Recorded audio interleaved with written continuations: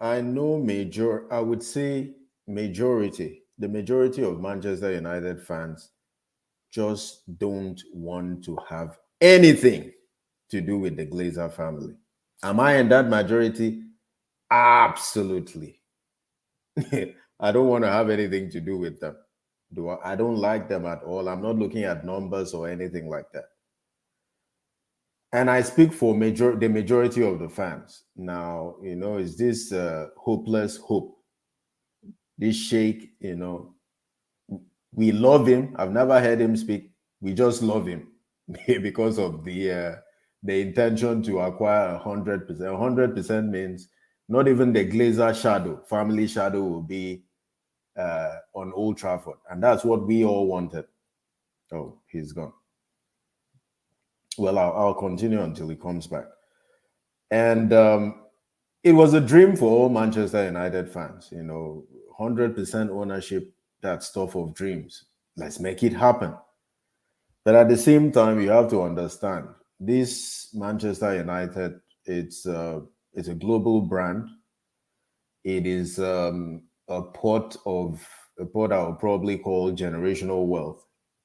Manchester United, love, hate, it will always be relevant. It will always produce money. And for a family to stumble on something like that and give it up, I think it's going to be hard. When the news initially broke about a year ago that the Glazer family are trying to sell, I'm like, I couldn't just see that happening. Now, the Sheikh wanted 100% ownership, has always pushed for that. By the math, Manchester United are valued at, I think, 3.5 billion pounds. And allegedly, the Sheikh was willing to offer close to double that amount. Close to double that amount, we can put any figure from 6 billion pounds to probably close to 7 billion. I would say anything 6 plus, or 6 being the least. If you're trying to say it's almost double the original valuation, which is 3.5 billion. Now, I heard Ratcliff originally came with 50% ownership. I think it was bid down. That wasn't accepted. And I think he brought it down to something else, and now it's 25%. Now, my understanding is this 25% is only influencing the football aspect of Manchester United because, like some people call us Disneyland. We assume commercial that the football is almost negligible.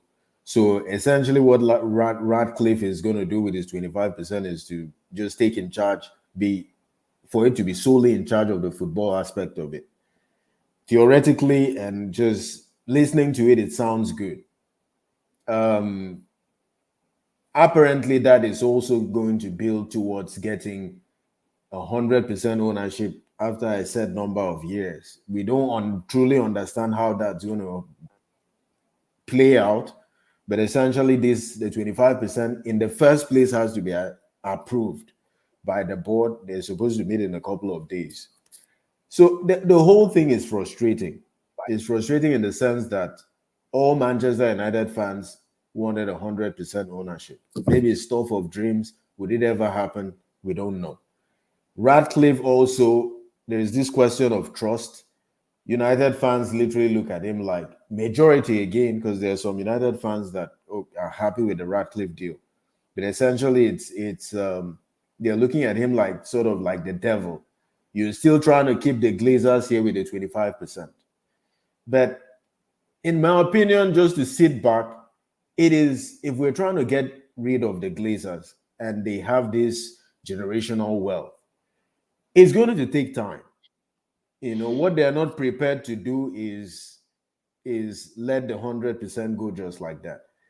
And some people say if the Qataris met the 100% valuation, they would have sold it. I actually don't think that would have ever been possible, to be honest with you. I think the Glazers were playing this game to where if the Qataris met the 100%, they probably would have come up with something to push it further and say, you know what, we thought it is worth 7 billion pounds. I think it will be worth 10 billion in 2 years.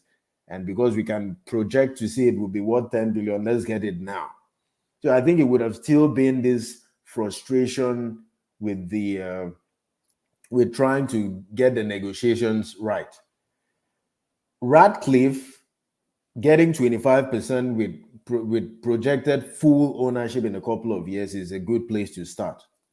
Do I trust Ratcliffe? No, not really, because I don't know what I can't really say. Again, I'm speaking for a certain section of the fans. I don't speak for all Manchester United fans.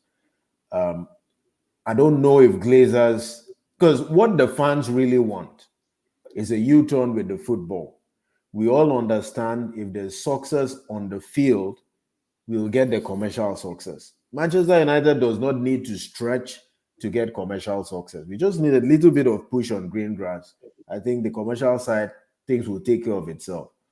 But the Glazers are overly focused on the commercial side, just banking on the shelf life that Manchester United has had over the years that sustains the football side. So they're like, even if we can get the bare minimum Mhm. level of success, we can ride with the football and push for the commercial side.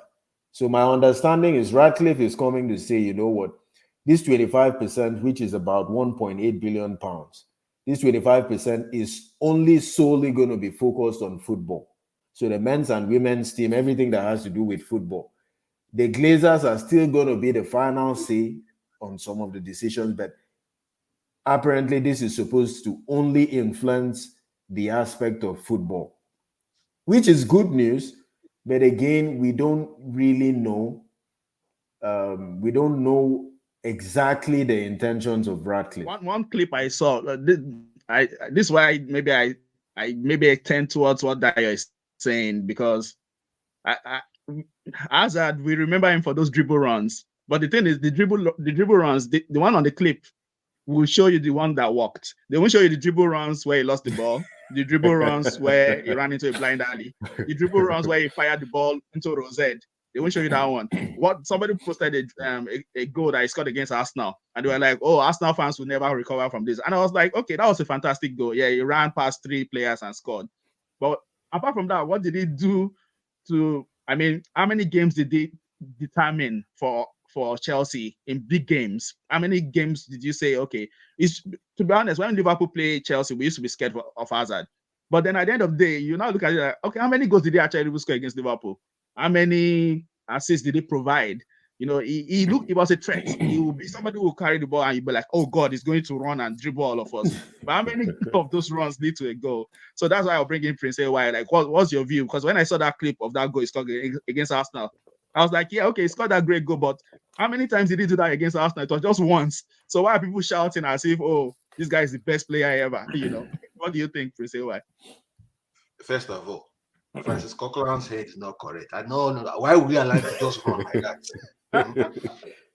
And for me, I actually have a different view. I was, my initial chain of thought when I sent that people like has that top 10 line and when this Pires there, this Beckham, this Ronaldo, I'm like it can't be there.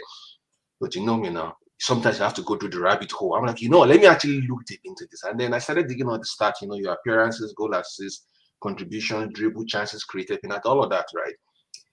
And then when you just look at it in isolation and you look at just, because for me, I was just looking at just EPL alone. I didn't factor Champions League and every other, international or anything like that. But for the 7 years that it was in Chelsea, it was a menace. I mean, that I can say that much. I can say when I stack up the stats and everything, I'm like, damn, this guy is actually really there. But sometimes, when you throw in bias into the conversation, you tend to overlook some things. But when I compared everything, I'm like, wow, like Hazard is actually really there. Because for me, I was like, nah, no way, And that puts him when I did all my stats of comparison and everything, that puts him as the second best winger ever in EPL. I know that some people will be like, wait, what? How? But then when you look at it in isolation and you look at, put all this, now, like in the last 10 years, football has now gotten to the point whereby everything is now literally start driven, like how you breathe, how fast are you running, how slow are you running, how many blades of grass did you pluck on the way when you are running and everything. And then when you combine all of those together, you realize that, oh shoot, even though this guy, there's some things that are going against him, he is actually putting the numbers there in his, his progressive carries, his threat, his XGs, and all of that. So for me, I do rate Sai really highly, However, I think his lack of discipline, his lack of motivation, his lack of professionalism came back to bite him when he went to Madrid. Because, like that I said, yeah, Madrid is not. They don't mess around. If you do anyhow, you Yeah. see anyhow, right? And then looking at the number, he only played just 54 games, like literally 54 games in his entire time in Madrid. I, that is not. That's the amount of games that Salah plays in one season. So you can, so you can imagine. All right. Yeah. So, but for me, just looking at it in isolation, just the amount of time he spent in EPL, removing all of the shenanigans he did before from Lille and everything, I do rate him highly. But now, when you now involve every other thing else, his Champions League performance, his national team performance, when he moved to Madrid, that just changes the whole conversation entirely for me. So if we're so for me, Hazard is basically like a tale of two halves for me, right? If you look at it in isolation for EPL alone, you'd be like, yeah, it ranks really highly. But when you put in every other thing there, you'd be struggling to put him in top 10. So that's just for me for with the Hazard conversation.